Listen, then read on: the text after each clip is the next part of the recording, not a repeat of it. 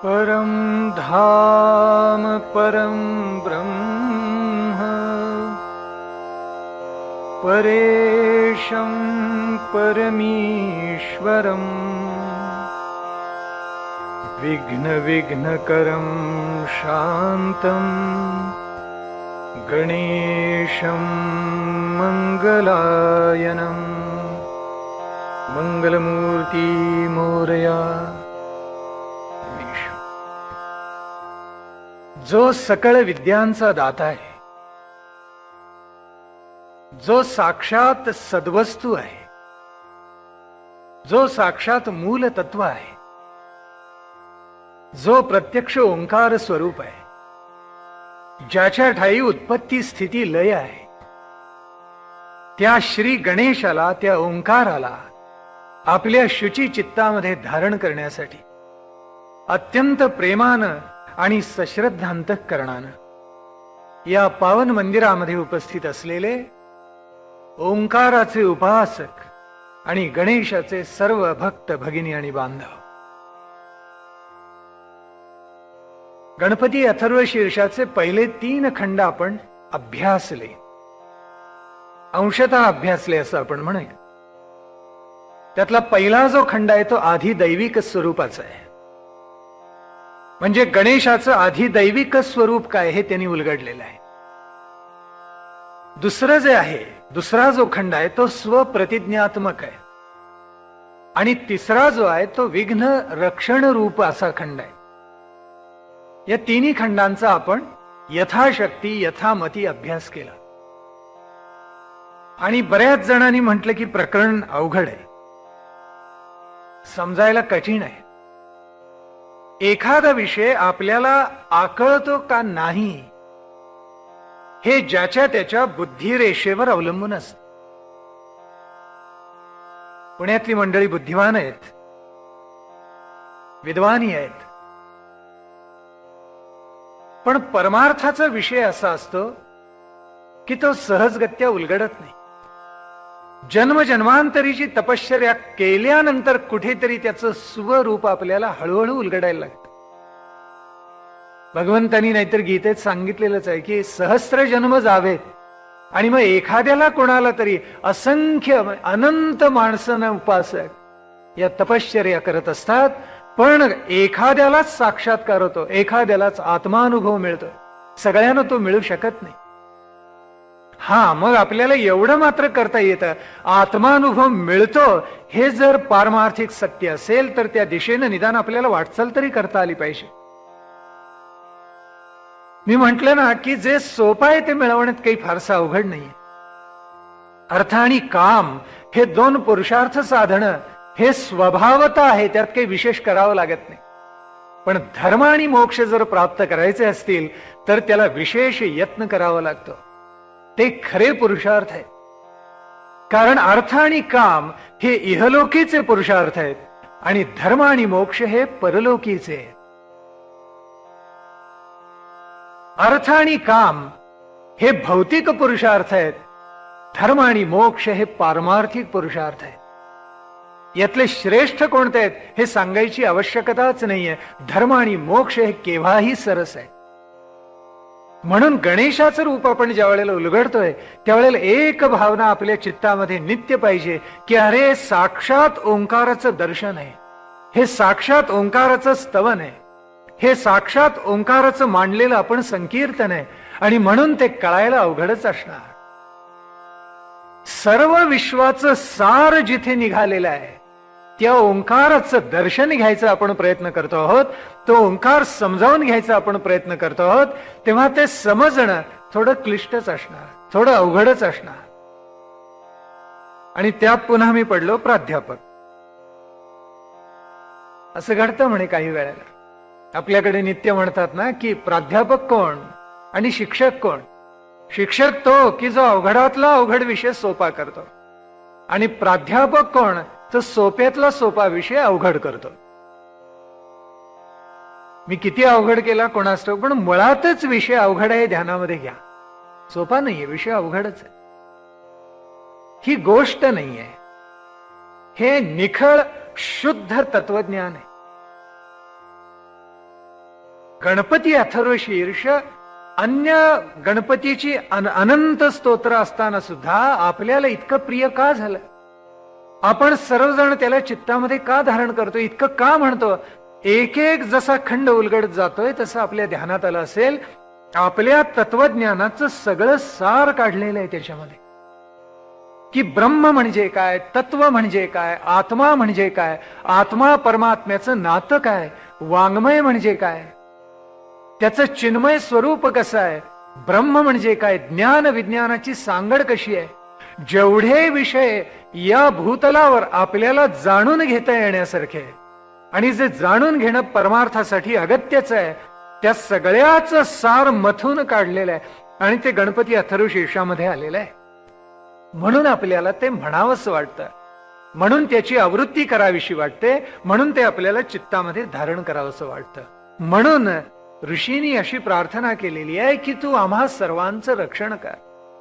विघ्न रक्षण रूप नावाचा जो खंड आलाय त्याच्यामध्ये ही प्रार्थना आहे आणि त्या प्रार्थनेमध्ये हा ऋषी असं म्हणतोय की आमचं रक्षण कर. कसं कर?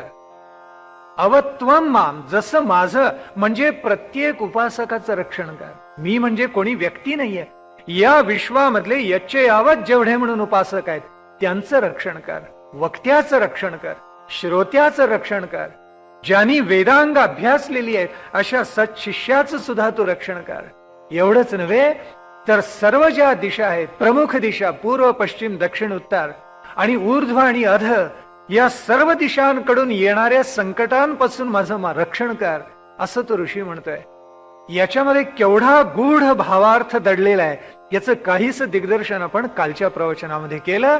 आणि मग शेवटी तो असं म्हणतोय की सर्वतो माम पाही पाही समंता, सर्व दिशांकडून म्हणजे दशदिशा असोत किंवा कोणत्याही मार्गाने येणारी जी संकट असोत या संकटापासून माझं रक्षण कर.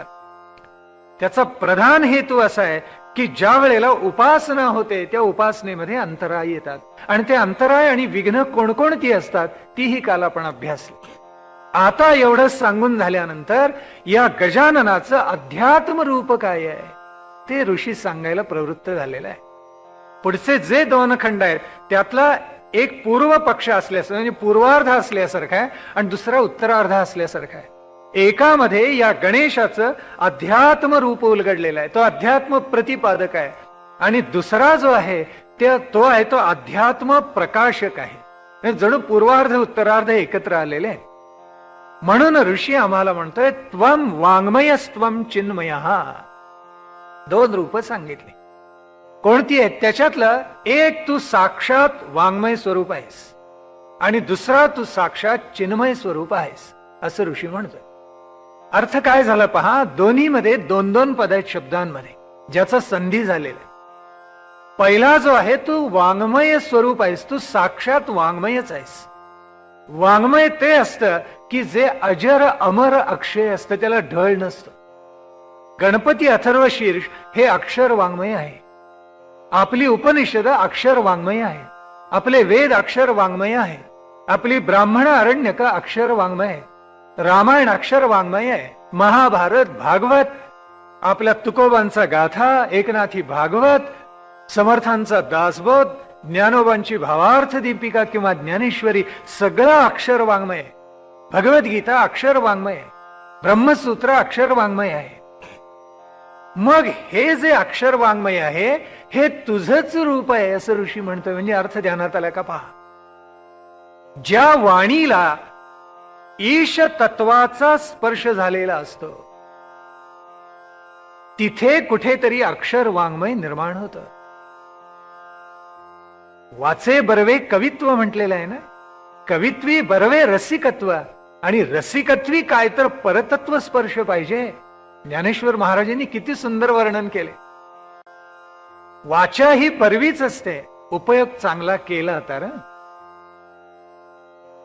आपण रुजू जर अंतःकरणामध्ये भाव धारण करून बोलायला प्रवृत्त झालो तर त्याचा अर्थच मुळामध्ये असं आहे की ती भाषा गोडच आहे. मग ही भाषा गोड असल्यानंतर काव्यमय स्वरूपात आली आणखीन गोड आहे. त्याला रसिकत्वाचा स्पर्श झाला आणि सौंदर्य प्रधान कलाकृती निर्माण झाली आणखीन आनंद आहे. काव्यम रसात्मकम वाक्यम अशी व्याख्या केलेली ना, मग त्याच्यामध्ये रस जर प्रगट झाला तर त्याचं सामर्थ्य आणखीन मोठं आहे. आणि त्याच्याही पलीकडे जाऊन विचार करायचा झाला तर त्या काव्याला सौंदर्य तर पाहिजेच, पण त्याच्याही पलीकडे ते खऱ्या अर्थानं जर वाङ्मय व्हायचं असेल तर त्याला परतत्वाचा स्पर्श पाहिजे. जिथे परतत्वाचा स्पर्श आहे ते वाङ्मय अक्षर आणि अजर आहे, अजरामर आहे.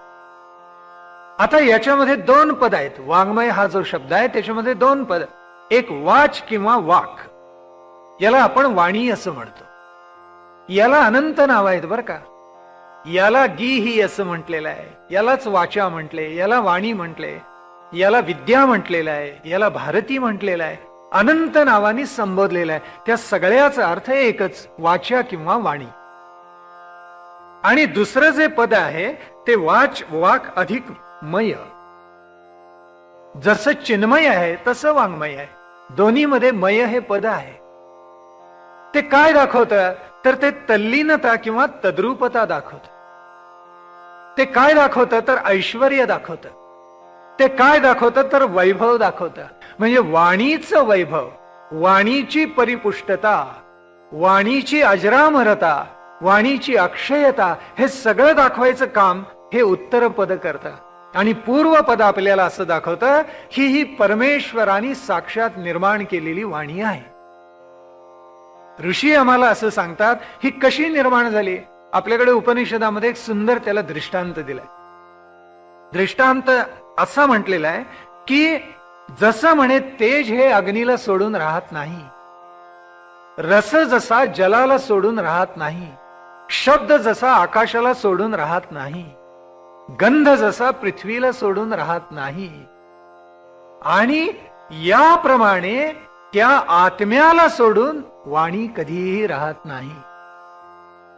म्हणजे जसा पंचमहाभूतांचा एक एक विषय आणि त्यांचं नातं अन्योन्य आहे, तसं वाणी आणि आत्मा यांचं नातं अद्वैतासारखं आहे. जिथे आत्मा आहे तिथे वाणी असलीच पाहिजे. म्हणून वाणीचं श्रेष्ठत्व आपल्या सगळ्या धर्मग्रंथांनी मान्य केलेलं आहे. ज्याला वाणीचं सामर्थ्य आहे तो जिंकतो असं अनंत वेळेला म्हटलेलं आहे. काल आपण त्याचा उल्लेख केला की वाणी का समलंकरोति पुरुषम य संस्कृताधार्यते क्षीयन्ते खलु भूषणानि सततम वाग्भूषणम भूषणम. वाणी हे भूषणांचं भूषण आहे असा उल्लेख आपण केला. कारण आहे बाकी सगळे अलंकार म्हणे झिजतात. हा एक अलंकार असा आहे की तो शब्द ब्रह्म आहे आणि त्याच्यामुळं तो नित्य आहे. तो अनित्य कधीही होत नाही. तो विद्यारूप आहे आणि त्याच्यामुळे अविद्या त्याच्याजवळ जात नाही. तो ब्रह्मस्वरूप असल्यामुळे शाश्वत आहे, त्याच्यामुळे त्याला खळ नाही, अशाश्वतता नाही. आणि म्हणून वाणीचं सामर्थ्य हे वैदिक वाङ्मयाने सर्वत्र सांगितले. ते वाचताना सुद्धा आपल्या मनाला आनंद होतो. मग आपल्याकडची सगळी ब्राह्मण काढून बघा. शतपथ ब्राह्मण काढा, गोपथ ब्राह्मण काढा, तांड्य ब्राह्मण काढा. या सगळ्या ब्राह्मणांमध्ये आता ब्राह्मण शब्द उच्चारण सुद्धा पाप समजतात. जातीवाचक शब्द होतोय की काय वाटतंय? असं नाहीये. ब्राह्मणामध्ये आपला सगळा यज्ञविधी जो आहे तो इतका अलौकिक सामावलेला आहे आणि ते कर्मकांड नाहीये, त्याच्यामध्ये विश्वात्मक भाव आहे. तो विश्वात्मक भाव ज्याला उलगडला त्याला ब्राह्मणांच्या माध्यमातून ओंकारापर्यंत जाता येईल. त्या ओंकाराचं दर्शन या सगळ्या ब्राह्मणांनी घडवलेलं आहे. आपल्याकडे उपनिषद झाली, या उपनिषदांनी त्याचं वर्णन केलेलं आहे की वाणीचं श्रेष्ठत्व काय आहे हे सगळ्या उपनिषदांनी मान्य केलेलं आहे. अगदी प्रमुख 10 घ्या, 11वं श्वेताश्वतर उपनिषद घेतलं तरी आपल्या असं लक्षात येईल वाचेचं वाणीचं सामर्थ्य, आत्मा आणि वाणीचं अन्योन्य नातं हे सगळ्या ब्राह्मणांनी आणि उपनिषदांनी गौरवलेलं आहे. आपण वेद वाङ्मय जर काढून पाहिलं तर आपल्या असं लक्षात येईल की 10व्या मंडलामध्ये एक सूक्त आलेलं आहे आणि ते सूक्त वाक अमृणी या नावाने आलेलं आहे. म्हणजे ऋषी कोण? वाचाच आहे. आणि त्या वाक अमृणीने स्वतःचं वर्णन केलेलं आहे त्याच्यामध्ये. म्हणजे ती स्त्री दृष्टी आहे. ती म्हणते मीच वसु आहे, मीच ब्रह्म आहे, मीच इंद्र आहे, मीच वरुण आहे, मीच चैतन्याला धारण केलेलं आहे, माझ्यामुळेच वैखरी वाणीला प्रभाव प्राप्त होतो. मी स्वतः ब्रह्मरूप आहे, मी स्वतः ओंकार स्वरूप आहे. म्हणजे प्रथम पुरुषी ते सूक्त आलेलं आहे आणि त्याच्यामध्ये वाणीची सगळी थोरवी वाक अमृणींनी मांडलेली आहे. ते मुळातून वाचणे अतिशय सुंदर सूक्त आहे. म्हणजे ऋग्वेदामधली जी अत्यंत तेजस्वी सूक्त आहेत त्याच्यापैकी हे एक सूक्त आहे. वाणीचं महात्म्य हे ऋग्वेद कालखंडापासून चालत आले, ध्यानात घ्या. मग वाणीचे प्रकार अनंत असतात, तो भाग वेगळा. पण उपनिषदांनी सुद्धा आम्हाला असं सांगितलं की या वाणीचं सामर्थ्य असं आहे. आपल्याला बृहदारण्यक उपनिषदामध्ये एक फार सुंदर उल्लेख आलेला आहे. या बृहदारण्यक उपनिषदांनी असं म्हटले की वाणीचं सामर्थ्य कसं असतं. ही वाणी म्हणे धेनू रूप आहे असं म्हटलं. कारण आहे, धेनू हे सगळं वैभव आहे वैदिक कालखंडाचं. त्या कालखंडातलं ऐश्वर्य किंवा वैभव कोणत्या परिमाणाने मोजायचं तर ते धेनूच्या स्वरूपाने मोजायचं. कारण धेनू हे वैभव आहे, प्रतीक आहे त्या कालखंडामधलं. तर वाणी म्हणे मानवाची किंवा देवाची कशा स्वरूपाची आहे तर ती आहे प्रत्यक्ष धेनू रूप. आणि या धेनूनी परिपुष्ट केले, कुणाकुणाला केले तर देवाना केले, पितरांना केले आणि मानवांनाही केलेलं आहे. कसं केलेलं आहे? 4 प्रकारे केले, म्हणून त्याची नावं आली आहेत बृहदारण्यक उपनिषदामध्ये. पहिल्याचं नाव आहे स्वाहाकार, दुसऱ्याचं नाव आहे वषटकार, तिसऱ्याचं नाव आहे हंतकार आणि चौथ्याचं नाव आहे स्वधाकार. ही नावं महत्वाची आहेत, लक्षात ठेवा. स्वाहाकार स्वाहा हा शब्द तर आपल्या परिचयाचा आहे, कारण यज्ञामध्ये तो नित्य वापरला जातो. इंद्राय स्वाहा, बरोबर आहे की नाही? सूर्याय स्वाहा. ज्या ज्या देवतेला आवाहन केलेलं असतं त्यांच्या त्यांच्या नावाची एक एक समिधा त्याला अर्पण करायची आणि म्हणायचं, हे देवते तू तुष्ट हो, पुष्ट हो आणि आम्हाला आमच्यावर कृपा कर. हा भाव त्याच्यामध्ये असतो. तर हा स्वाहाकार कसा आहे? बृहदारण्यक उपनिषद असं म्हणतं, स्वाहा नावाचे जे मंत्र आहेत ना वेदामध्ये प्रगट झालेले, ते देवांना अनुलक्षून, देवांना उद्देशून गायलेले आहेत, देवांना उद्देशून म्हटलेले आहेत. कारण सामवेद हा सगळा गायनासाठीच आहे मुळामध्ये. आणि आपल्याला माहिती आहे की जटापाठ घनपाठ करत असताना सुद्धा एकेका पदाची आवृत्ती पुन्हा पुन्हा होत जाते. पहिलं पद म्हणायचं, ते दुसरं पद घेतल्यानंतर पहिलं पद म्हणून दुसरं पद, तिसरं घेताना पहिलं दुसरं आवृत्त करून तिसरं घ्यायचं, चौथं घेताना पहिलं दुसरं तिसरं पुन्हा आवृत्त करायचं. म्हणजे गंमत अशी होती की चौथ्या पदापर्यंत जाईतोपर्यंत पहिल्या पदाची 4 वेळेला आवृत्ती झालेली असते. आपल्या लक्षात येते का पहा. स्वाहाकार करताना ऋग्वेदकालीन सगळे ऋषीजन किंवा सामवेदकालीन ऋषीजन या पद्धतीनं गायन करत असत. आणि हे करत असताना स्वाहाकार म्हणायचं कारण असं की स्वाहा शब्दच मुळात देवतांना उद्देशून आलेला आहे आणि सगळे ऋग्वेदिक मंत्र किंवा सामवेदीय मंत्र हे देवांना उद्देशून म्हटलेले आहे. म्हणून ही धेनू म्हणे वाणी रूपी धेनू आहे, कारण ती प्रगट होते आणि प्रगट होत असताना देवांना ती तृप्त करत असते. जणू आई जशी आपल्या मुलाला आपलं स्तन्य देते आणि त्या मुलाला तृप्त करून टाकते. दुग्धप्राशन त्या मुलाने केल्यानंतर त्या मुलाला अतिशय सात्विक जसा आनंद लाभतो, तसा देवांना धेनुरूपी स्वाहाकाराने आनंद लाभतो, असं बृहदारण्यक उपनिषदानी म्हटलं. त्यातला दुसरा जो पद दाखवलाय तो वषटकार रूपी आहे. आता हा वषटकार कसा आहे तर वषट याचा अर्थच मुळामध्ये विष्णू, जो व्यापून टाकतो चराचर सृष्टीला तो विष्णू. विप्लू असा जो धातू आहे त्याच्यापासून विष्णू शब्द आलाय. म्हणजे त्या शब्दामध्येच मुळामध्ये व्यापकता आहे. आणि ही व्यापकता व्याप्ती इतकी आहे की आपण जसं म्हणतो चराचर व्यापून पुन्हा ईश्वर दशांगुल उरलेला आहे, असा तो वषट म्हणजे विष्णू आहे. म्हणून या विष्णूला अर्थात वषट याचा अर्थ इंद्र असाही दाखवण्यात आलाय. आणि इंद्र आणि विष्णू यांची तदाकारता ही 8व्या मंडलामध्ये ऋग्वेदात दाखवलेली आहे. विष्णू तोच इंद्र, इंद्र तोच विष्णू, आणि म्हणून विष्णूला उपेंद्र म्हटलेलं आहे. पहा, त्यातला भावच तो आहे. म्हणून वषट हा इंद्रिय आहे आणि वषट हा विष्णू सुद्धा आहे. या दोघांना म्हणे ती काय करते, वाणी रूपी धेनू जी आहे ती प्रसन्न करून टाकते. वषटकार हा दुसरा. तिसरा जो आहे तो हंतकार म्हटलाय. हंतकार याचा अर्थ काय झाला की हंतकार म्हणजे जे आपले पितर आहेत, या पितरांसाठी आपण श्राद्ध करतो. करतात की नाही कुणास ठाऊक. पूर्वी तरी आपल्याकडे पद्धत होती श्राद्ध करावं. बाकी माणसं सगळं करतात, पण आपल्या पूर्वजांना आठवायचा एक दिवस असतो. मग भले आपले आई असोत, वडील असोत, आपले आजोबा असोत, आजी असोत, या निमित्तानं त्यांचं केव्हा तरी स्मरण करायचं असतं. हे स्मरण करावं म्हणून आपल्याकडे श्राद्ध विधी सांगितलंय. पण हे श्राद्ध सुद्धा माणसं सगळी करतात असं नाही.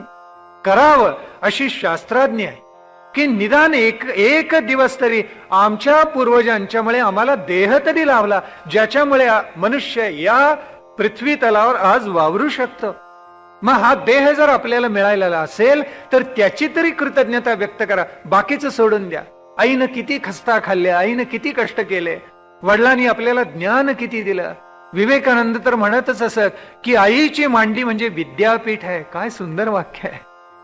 आईची मांडी म्हणजे विद्यापीठ. विद्यापीठात तुम्हाला काय मिळेल इतकं आईच्या मांडीवर शिकायला मिळतं. घ्यायची वृत्ती पाहिजे, ऐकायची वृत्ती पाहिजे. म्हणून आई वडील जे देतात ना ते इतकं उदंड असतं. आज मला असं स्वतःला वाटतं की माझ्या वडिलांना किती येत होतं. ज्ञानाचे महासागर होते, त्यातलं थेंबर तरी माझ्याकडे आला की नाही कोणास ठाऊक. नंतर असं वाटतं अरे किती येत होता. आपण कंटाळा केला का कुठे घ्यायला? कंटाळा करायला नको होता. मग असं जर असेल तर त्यांचं स्मरण, पुण्य स्मरण हे करणं प्रत्येकाचं कर्तव्य आहे. म्हणून तो हंतकार आपल्या वेदांनी सांगितलाय. आणि वेद असं म्हणतो तो जो हंतकार आहे पितरांसाठी आहे, आपल्या पूर्वजांचं पुण्य स्मरण करण्यासाठी आहे.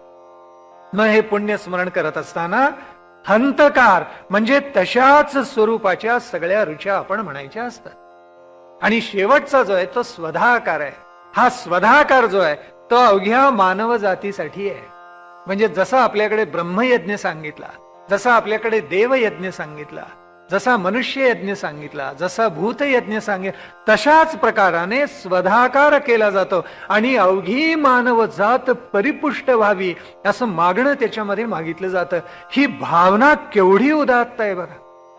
म्हणून आपल्याकडे म्हणतात ना, सर्वेपि सुखिनः सन्तु, बहुजन हिताय बहुजन सुखाय. एवढंच नाहीये, कुणालाही वगळलेलं नाहीये त्याच्यामध्ये. सर्वेपि सुखिनः, एकूण एक प्राणी मात्र या भूतलावरला, म्हणजे आपला असो किंवा परका असो, हा प्रत्येक जण सुखी व्हायला पाहिजे अशी उत्कट भावना, उत्कट इच्छा त्याच्यामध्ये प्रगटलेली आहे.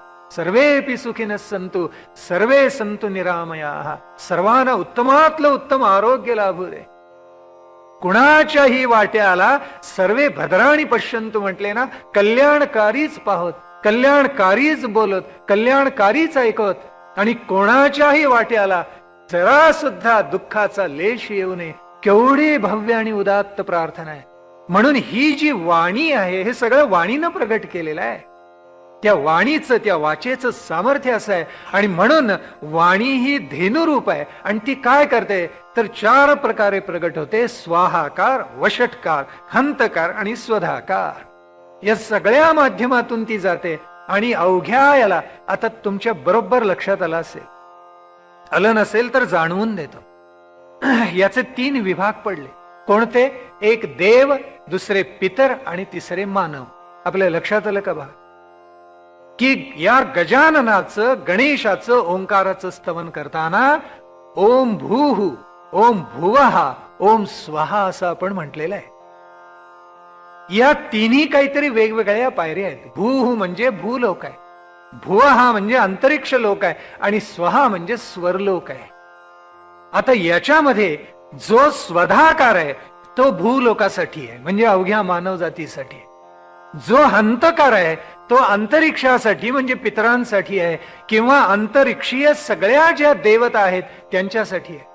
आणि त्याच्याही अतीत असलेल्या ज्या शुद्ध देवता स्वर्गलोकामधल्या त्यांच्यासाठी म्हणून आपल्याला स्वाहाकार आणि वषटकार सांगितलेले आहे. या तिन्हीशी त्याचं नातं आहे हे आपल्या ध्यानात बरोबर आलं असेल. पूर्वी आपल्याकडे म्हणे देव आणि असुर यांचं नेहमी द्वंद्व होत असे. प्रतिकात्मक माना, कारण देव म्हणजे जेवढं चांगलं आहे तेवढे देव, जेवढं न्याय आहे तेवढे देव, जेवढे सद्गुणाचं म्हणून आहे तेवढे देव, आणि जेवढं वाईट आहे, जेवढं अमंगल आहे, जेवढं अपवित्र आहे, जेवढं लोकांना त्रास देणार आहे, जेवढं उन्मत्त आहे, ते सगळं असुर स्वरूपाचं आहे. आणि म्हणून मग आपल्याकडे काय दाखवून दिलं? दाखवून असं दिलं की यांचं द्वंद्व हे सनातन आहे. उपनिषदांनी सांगताना असं सांगितलं, हे द्वंद्व सनातन. कारण वाईट असुर जर निर्माणच झाले नाहीत तर देवांचं चांगलेपण आपल्या लक्षातच येणार नाही. देवासारखं व्हावं असे लहानपणापासून संस्कार केले जातात. त्याचा अर्थ काय की सद्गुण धारण करावेत. गीतेने 16व्या अध्यायात सगळे सांगितलेत ना, ते 26 गुण धारण करणं आणि त्यांचा परोत्कर्ष करणं, याचाच अर्थ आहे देवस्वरूप होणं, आणखीन काही वेगळं नाहीये. म्हणून मग आपल्याला तुलनेनं एखादी गोष्ट चटकन लक्षात येते म्हणून सांगितली. आता हे जे सनातन द्वंद्व आहे देव आणि असुरांच्या मध्ये होणार, हे मोठं न संपणार असं सनातन म्हटले. याचा अर्थच अत्यंत प्राचीन कालखंडापासून चालत आलेला आहे आणि ते पुढेही चालू राहणार, आत्ताही चालू राहणार आहे. भाषेमध्ये, इंग्रजी भाषेमध्ये जसं आहे ना, आंग्ल भाषेमध्ये काय की परफेक्ट कंटिन्युअस टेन्स म्हणतात. म्हणजे कसा, पूर्णही आहे आणि चालूही आहे म्हणे. म्हणजे कसं, Sachin Tendulkar has been batting, बरोबर आहे ना. म्हणजे तो फलंदाजी करायला सुरुवात केली ती भूतकाळामध्ये, त्याची फलंदाजी आता चालू आहे आणि भविष्यामध्ये सुद्धा चालू राहणार आहे. याला चालू पूर्ण काळ म्हणायचं. सनातन द्वंद्वाचा अर्थ असा कुठेतरी झाला. मग या द्वंद्वामध्ये काय झालं म्हणे की ब्रह्मदेवानी प्रजापतीनं या दोघांना बोलवलं. ते म्हणाले किती भांडाल, आता भांडण तुमचं पूर्ण करा. त्यावेळेला देवानी चटकन मान्य केलं. असुरांनी जरा तक्रार केली. महिना 2 महिने रुसवे फुगवे झाले. परराष्ट्र मंत्री गेला प्रजापतीचा, आणि मग कसं बस त्यांना पटलं. पटलं म्हणजे मनापासून पटलं असं नाही. ते म्हणाले आम्ही आणखीन कुठल्या तरी महासत्तेकडून शस्त्र मिळवतच राहू आणि सरहद्दीवर फक्त कबूतर दाखवू, असंही करू, काही सांगता येत नाही, असं मनामध्ये म्हणाले फक्त. पण वरवर म्हणाले की आम्ही शांती करायला तयार आहोत. झालं एवढा सगळं बोलणं झालं, संधी झाला. आणि मग ब्रह्मदेव असं म्हणाला की मी तुम्हाला वाणी देतो. दिलं तर काय दिले पहा, वाणी देतो. माझ्याजवळ आत्ता द्यायला 2 वस्तू आहेत, एक मन आहे, दुसरी वाणी आहे. आणि देवाना म्हणे असं वाटलं की मन किती सूक्ष्म आहे, मन पटकन घेऊन टाकावं. आणि देव असं म्हणाले की आम्हाला मन पाहिजे. असुरांना वाणीच हवी होती म्हणून ते म्हणाले बरं झालं आपल्या मनासारखं झालं. पण त्यांनी ते वरवर दाखवलं नाही. ते म्हणाले छे, हे देवानी अगोदर मन मागितलं, हे काही आपल्याला मान्य नाही, आपल्याला मन पाहिजे. मग भांडणाला प्रारंभ झाल्यावर म्हणे प्रजापतीनं समजूत घातली आणि तो म्हणाला अरे वेड्यानं भांडता कशाला, एक एक वस्तू एकेकाला घेऊन टाका. त्यावेळी लबाड असुर म्हणाले मग आम्हाला वाणी चालेल. युद्धाला प्रारंभ झाला पुन्हा. शांती किती दिवस टिकली, कोणीकडून तरी एक गोळी झाडली गेली, युद्धाला पुन्हा प्रारंभ झाला. हा प्रारंभ झाल्यानंतर देवांच्या असं लक्षात आलं काही कालखंडानंतर, अरे आपण पराभूत होतोय, कारण वाणीच नाहीये, वाणीचं तेज आपल्याकडे नाहीये, वाचेचं सामर्थ्य आपल्याकडे नाहीये आणि त्याच्यामुळं आपण पराभूत होत आहोत. आणि म्हणून म्हणे त्यांनी मोठी लढाई केली आणि असुरांचं पारिपत्य केलं, त्यांना पराभूत केलं आणि वाणी त्यांच्याकडून जिंकून आणली. या सगळ्या कथेला, दृष्टांताला सुंदर रूपकात्मक अर्थ आहे, तो आपल्या ध्यानामध्ये आला असेल. सद्गुणांनी वाणी नित्य धारण करावी असा त्याचा अर्थ आहे. जोपर्यंत सद्गुण वाणी धारण करत नाहीत तर वाणीला सद्गुण धारण करावे असं कधी वाटणारच नाही. मन हे सूक्ष्म आहे बरोबर आहे, पण मन मोठं चंचल आहे, ते जिंकून घेणंही अवघड आहे. सगळ्या संतांनी त्या चंचल मनाची महती गायलेली आहे. पण जिंकायचं त्याला जर असेल तर वाचा सिद्धी एकदा माणसाला झाली, त्या ओंकार तत्वाचा स्पर्श 4 प्रकारच्या वाणीला जर झाला तर मग काय घडेल, त्या ओंकाराचं दर्शन दूर नाहीच. तो ओंकार तुम्हाला साक्षात प्राप्त झाला असा त्याचा अर्थ आहे. आणि म्हणून मग म्हणे देवानी वाणी जिंकली आणि ती लपवून ठेवली. कशासाठी? असुरांनी पुन्हा ती पळवून नेऊ नये म्हणून आजपर्यंत म्हणे देवांच्याकडेच वाणी राहिली. बरं आहे ना. पुन्हा जर राक्षसांच्याकडे गेली असती, असुरांच्याकडे, थोडी अडचण झाली असती. आणि म्हणून उपनिषदांमध्ये काय, ब्राह्मणांमध्ये काय, पुराणांच्या मध्ये काय, वाणीचं श्रेष्ठत्व सांगणाऱ्या अनंत कथा आलेल्या आहेत. आणि या प्रत्येक कथेला काही रूपकात्मक अर्थ आहे, तो आपण नित्य समजावून घेतला पाहिजे. म्हणून वाणीचं महात्म्य आहे. त्वम वाङ्मयस्त्वम चिन्मय, म्हणून तू वाणी रूप आहेस. जिथे वाणी आहे तिथे विजय आहे. वाक पाहिजे, मात्र ती सामान्य आपण भाषा बोलतो ती मात्र नव्हे. त्याला मात्र वाङ्मय रूप येत नाही. कारण एकात्मतेवर ती आधारलेली नसते, एकतेवर तिचं अधिष्ठान प्रस्थापित झालेलं नसतं, ओंकाराचं किंवा गणेशाचं दर्शन त्याच्यामध्ये घडलेलं नसतं. आणि म्हणून ती जी भाषा आहे, सामान्यतः आपण जी बोलतो, तिला वाङ्मय स्वरूप येत नाही. जे ज्ञानोबांच्या ज्ञानेश्वरीला आलं, जे तुकोबांच्या गाथेला आलं, जे समर्थांच्या दासबोधाला आलं, जे नाथांच्या भागवताला आलं, ते आमच्या बोलीला, आमच्या भाषेला का येत नाही? त्याचं कारणच आहे, त्याचं अधिष्ठान एकतेचं, अद्वैताचं, ओंकाराचं नाही. ज्यांचं वाङ्मय अक्षर अजर झालं, त्यांचे पाया, त्यांची बैठक ही सगळी कशाची आहे समजावून घ्या, आपल्या बरोबर लक्षात येईल. अद्वैताची बैठक आहे. जेवढे जेवढे म्हणून महान ग्रंथ निर्माण झाले, त्यांना ईश तत्वाचा स्पर्श आहे किंवा अद्वैताची बैठक आहे. आणि म्हणून ते वाङ्मय आहे. गणेश वाङ्मय रूप का आहे, त्याचं रूप आपण नंतर उलगडणार आहोत. कारण वाणीचं जे महात्म्य आहे किंवा गणेशाचं स्वरूप, वाङ्मय स्वरूप, वाणी रूप जे आहे, ते आणखीन पुढे थोडंसं आपल्याला उलगडायचं आहे. आता एवढंच लक्षात ठेवायचं की वाणी ही कशी आहे, तर वाक अधिकमय आहे, म्हणून सगळ्यांना व्यापून पुन्हा ती उरणारी आहे. कारण शब्द ब्रह्म, शब्द हा कधी मरणारा नाही, म्हणून त्याला महत्व आहे. मग जसा तू वाङ्मय स्वरूप गणेश आहेस, तसा कसा आहेस, चिन्मय रूप सुद्धा आहेस. आता याच्यामध्ये सुद्धा दोन पद आली. त्यातलं एक चित्त म्हणजे चैतन्य स्वरूप. चिन्मय रूप तुझं कसं आहे, मय, चिन्मात्रा असंही आपण म्हणतो किंवा चिन्मय रूप असंही म्हणतो. मात्रा म्हणजे सर्व वस्तुजात, सर्व प्राणीमात्र. प्राणीमात्र म्हणतोच की आपण, त्याच्यात मात्रा आलीच, आपल्या लक्षात आलं असेल. म्हणजे सर्व हा भाव जिथे आहे तिथे मयता किंवा मात्रा असते, असा अर्थ झाला. मग आता चित्त म्हणजे चैतन्य, चैतन्य स्वरूप सगळं व्यापून उरलेला पुन्हा दशांगुल कोण तू, तर तो तू चिन्मय किंवा वाङ्मय.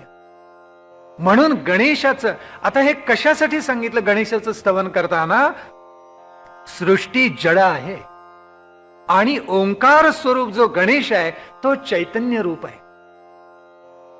जड सृष्टी अचेतन आहे, तो परमात्मा परमेश्वर ओंकार रूप चेतन स्वरूप आहे. हा फरक आपल्या ध्यानामध्ये यावा म्हणून त्याचं चैतन्य स्वरूप, चिन्मय रूप ऋषींनी आपल्याला उलगडून दाखवलेलं आहे. आता असं कदाचित मनामध्ये प्रश्न निर्माण होईल की हे सगळं एवढं शुद्ध बुद्ध चैतन्य रूप आहे, तर हे सगळा जडाचा पसारा कसा काय त्याच्यामधून निर्माण झाला, अचेतनाचा पसारा त्याच्यामधून कसा काय निर्माण झाला? आता उपादान कारण जर मिळालं तर चैतन्य रूप एखादं निमित्त कारण पुन्हा जड निर्माण करू शकतं, हे आपण पाहिलेलं आहे. जसं माती आहे, निमित्त कारण चैतन्य स्वरूप कुंभार आहे आणि पुन्हा जड त्याने निर्माण केलेलं ते घट निर्माण केलेत. म्हणजे उपादान कारणापासून निमित्त कारण सचेतन असलेला चैतन्य रूप असलेला कुणी तो निमित्त कारण हा पुन्हा जड काही निर्माण करू शकतो, याला उपनिषदाचा दाखला आहे. बरं, दुसरं असं की असं आहे, एखादं नाटक चाललेलं आहे, कारण हे व्यासपीठच नाटकाचं आहे ना, नाटक चाललेलं आहे आणि नाटक संपताना त्यावेळेला ते पात्र पुन्हा एकदा आत जातं, सगळा रंग मुखावरचं काढून टाकतं आणि पुन्हा आपलं मूळ नाव धारण करतं. मग ही जी सृष्टी अचेतन निर्माण झाली असं आपण म्हणतो, जडात्मक म्हणजे अंतिम सत्य नाही या अर्थाने, तर ती चेतनातून कशी निर्माण झाली, तर लीला नाटकधारी ईश्वर आहे, त्यांनी हे नाटक मांडलं असं समाधान करायचं. नाटकामधली पात्र ही तात्पुरती असतात आणि पुन्हा ती आपण विसरून जायची असतात, कारण ते खोटं असतं. पडदा म्हणजे एक भिंत बाजूला केलेली असते आणि ती भिंत बाजूला झाली की त्या घरामध्ये काय चाललेलं आहे, त्या राजप्रासादामध्ये काय चाललेलं आहे हे आपल्याला दिसायला लागतं. मग ही जर भिंत बाजूला करायची असेल तर ती ओंकाराने आपल्याला बुद्धीच्या रूपाने दिलेली आहे, ती स्थिर बुद्धीच्या रूपाने दिलेली आहे, व्यवसायात्मिका बुद्धीच्या रूपाने दिलेले आहे. त्याच्यामुळे हा पडदा बाजूला करायचा आणि दर्शन घ्यायचं त्याचं. पण ते दर्शन तात्कालिक आहे, कारण त्या ओंकाराने केलेलं हे नाटक आहे. रामकृष्ण परमहंस असं म्हणत असत की अरे किती सोपं आहे हे उलगडणं. त्यांना महेंद्रनाथ गुप्तनी प्रश्न विचारलेला होता. महेंद्रनाथ गुप्तनी दी गॉस्पेल ऑफ श्री रामकृष्ण या नावाचा अद्वितीय ग्रंथ लिहिलाय. आपल्यापैकी अनेक जणांनी वाचला असेल, वाचला नसेल तर पारायण करा, इतका सुंदर ग्रंथ आहे. आणि त्याचं मराठीमध्ये भाषांतर आज उपलब्ध आहे, अवश्य वाचा. त्याच्यामध्ये त्यांनी आपलं नाव दिलेलं नाहीये, महेंद्रनाथ गुप्तनी आपलं नाव गुप्त ठेवले आडनावाप्रमाणे. तर त्यांनी काय केलं, एम या नावानी तो ग्रंथ लिहिलेला आहे, कारण ते स्वतः त्यांच्या सहवासामध्ये होते, वावरलेले होते. त्यांनी हाच प्रश्न विचारलाय रामकृष्णाला की अहो एवढं चेतन स्वरूप, चिन्मय स्वरूप, वाङ्मय स्वरूप, आणि त्याच्यातून जड अचेतनाचा पसारा कसा काय निर्माण झाला हा सगळा. त्यावेळी ते हसले आणि ते म्हणाले अरे किती सोपं आहे. जे चेतन स्वरूप आहे, जे चिन्मय स्वरूप आहे, जे वाङ्मय स्वरूप आहे, वेड्या अरे ते नित्य आहे. मग त्यांनी असं विचारलं एमनी की काय मग बाकीचं सगळं अनित्य आहे. ते म्हणाले अनित्य म्हणू नको, अनित्य एका अंशी बरोबर आहे, पण ती सगळी लीला आहे. त्या ईश्वराची, त्या चैतन्य तत्वाची, त्या नित्याची लीला आहे. म्हणजे एक अंग नित्याचं आणि दुसरं अंग लीलेचं आहे, असं तू ध्यानामध्ये घे. त्याचं इतकं सुंदर विश्लेषण केलं रामकृष्णाने की शेवटी कृष्णाने जशी लीला मांडली, वृंदावनामध्ये मांडली, संपूर्ण चरित्रामध्ये आपल्या मांडून दाखवली. ही लीला आहे सगळी प्रगट केली की जिथे बुद्धी थिटीस होऊन जाते. ही लीला कळायला तिथे शरणागतीशिवाय दुसरं काही आपल्या हातामध्ये राहतच नाही. लहान लहान वयामध्ये प्रचंड राक्षस मारले, योग मायेचं सामर्थ्य लीला प्रगट केलेली आहे. तिथे तुम्ही बुद्धीचा निकष लावणं काय समजावून घेणार, तिथे काही समजून घेता येण्यासारखं नाही. म्हणून तिथे अनन्य भावे शरणागती एवढंच आपल्या हातामध्ये उरतं. मग चेतनातून जड का निर्माण झालं त्याचा अर्थ एवढाच समजायचा, ते नित्य आहे आणि जड जे आहे त्याची ही सगळी लीला आहे. दुसरं असं की ब्रह्माचं स्वरूप लक्षण आपण ज्या वेळेला पाहिलं त्यावेळेला म्हटलं की एक तटस्थ लक्षण आणि दुसरं स्वरूप लक्षण. आता स्वरूप म्हणजे जे काही नित्य शुद्ध निरंजन निराकार निर्गुण आहे ते स्वरूप लक्षण आहे. आणि तटस्थ लक्षण कसं आहे की सृष्टी निर्माण करून सुद्धा ते तटस्थ आहे. म्हणजे कसं की सृष्टी निर्माण करायची सक्ती त्याच्यावर नाहीये. हा फरक लक्षात घ्या.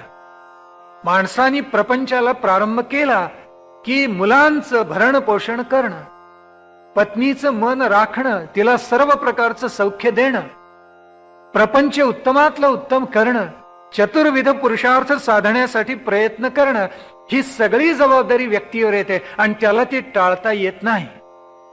ते करावं लागतं त्याला. पण जो लीला नाटकधारी आहे किंवा चैतन्याचा खेळच सगळा लीलेचा नाटकासारखा जर असेल तर तटस्थ लक्षणामध्ये हे ध्यानात घ्यायला पाहिजे की ही सृष्टी निर्माण करण्याची सक्ती त्याच्यावर नाहीये. आपला खेळ म्हणून तो निर्माण करतो. आणि पुन्हा एकदा कोळ्याचं जसं उदाहरण दिलं ना की तो जो कोळी आहे आपल्या मुखातून जाळं निर्माण करणारा, पुन्हा गिळून टाकणार आहे, मग हा त्याचा खेळ आहे. मग लीला नाटकधारी ईश्वर किंवा ते जे चैतन्य रूप आहे ओंकार स्वरूप तसंच आहे म्हणे, तटस्थ आहे, त्याच्यावर सक्ती नाहीये. केला खेळ निर्माण केला, सोंगट्या चार हलवल्या आणि शांत झाला. तसं त्याचं चिन्मय रूप आहे. माणसं खूप वेळेला नावं ठेवतात आणि म्हणतात ईश्वर आहे मग तो दयाळू का नाही, इतक्या विसंगती इतकी दुःख का आहेत. त्याचं उत्तर एकच आहे ना की पारमार्थिक सत्तेमध्ये विसंगती नाही, व्यावहारिक सत्तेत ती आहे. आणि चैतन्य स्वरूप अनुभवायचं असेल तर ते केवळ पारमार्थिक सत्तेमध्येच कळतं, अन्यत्र कुठेही कळत नाही.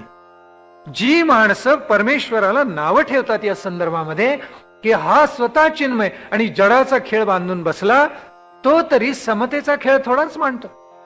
मानवानी सुद्धा पुष्कळ उजवडावं केलंच की, कोणी स्वामी आहे, कोणी सेवक आहे. आज सुद्धा बिहारमध्ये सरंजामदार असं राज्य करतायत की तिथे एवढी विसंगती विषमता आहे मध्ये एक लेख वाचायला मिळाला, त्याच्यामध्ये लिहिलेलं होतं की तिथला शेतकरी दिवसभर कामगार जो राबतो शेतात, आणि त्याला किती मिळतात पैसे? 5 किंवा 10 नवे पैसे. म्हणजे सगळं कुटुंब जरी राबलं तरी एक भाकरी घरामध्ये सिद्ध होऊ नये असा प्रसंग आहे. मग त्या तुलनेमध्ये आपण किती सुखी आहोत असा विचार करा ना. विसंगती जीवनामध्ये आहे असं मानव म्हणतो, पण मानवाने तरी सुसंगती किंवा समता, समतेचे ढोल वाजवणं वेगळं आणि प्रत्यक्षात समता प्रस्थापित करणं वेगळं. मानवाने बुद्धिबळाचा खेळ निर्माण केला. का असं केलं नाही की सगळी मोहरी सारख्या ताकदीची? असं केलंय का? नाही केलेलं. मग प्यादी ही जर वज्राच्याच ताकदीची असते, पहिलीच खेळी एका प्याद्याने समोरचं प्याद खाऊनच टाकलं असतं, पुढे ढकलायचं कारणच राहिलं नसतं. मग असा का फरक? प्याद कनिष्ठ, राजाला ताकद नाही, पण तो एका दृष्टीने बलाढ्य आहे, कारण त्याचं सगळ्यांनी रक्षण केलं पाहिजे. वजीर सगळ्यात प्रबळ, त्याच्या खालोखाल हत्ती, मग त्याच्या खालोखाल उंट घोडे. मग मानवानी जो खेळ मांडला त्या खेळामध्ये सुद्धा कमी जास्त आहेच की नाही? मग त्यांनी ईश्वराला नावं ठेवायचं कारण नाही. समाजामध्ये कमी जास्त दर्जाचे लोक आपल्याला पाहायला मिळतात. मानवाचा जेवढा खेळ आहे तोही विसंगतच आहे. तात्पर्य असं की व्यावहारिक सत्तेमधलं जेवढं जेवढं आहे तेवढं आपल्याला वरवर विसंगत वाटतं. व्यावहारिक सत्तेचा नाश झाला एकदा की मग उरते ती पारमार्थिक सत्ता, आणि पारमार्थिक सत्तेमध्ये सगळंच चांगलं असतं, सगळंच सुसंगत असतं, कारण सगळं अद्वैतावरच आधारित असतं, आणि तिथे एकात्मतेचा आणि एकतेचा अनुभव आपल्याला प्राप्त होतो. म्हणून इथे म्हटलं की त्वम वाङ्मयस्त्वं चिन्मयः. तुझं ते जे काही वाङ्मय स्वरूप आहे किंवा चिन्मय स्वरूप आहे ते पारमार्थिक सत्तेमधलं हे नित्य ध्यानात ठेवायचं. व्यावहारिक सत्तेमध्ये त्यांनी भेद का पाडले म्हणून रडायचं नाही. समजा सगळेच सारखे दिसले असते, आपण अशी कल्पना करूया की आपण ज्या वेळेला एखाद्या प्राणी संग्रहालयामध्ये जातो, एखाद्या वनामध्ये जातो, सगळेच प्राणी सारखे दिसले असते तर आवडलं असतं का आपल्याला?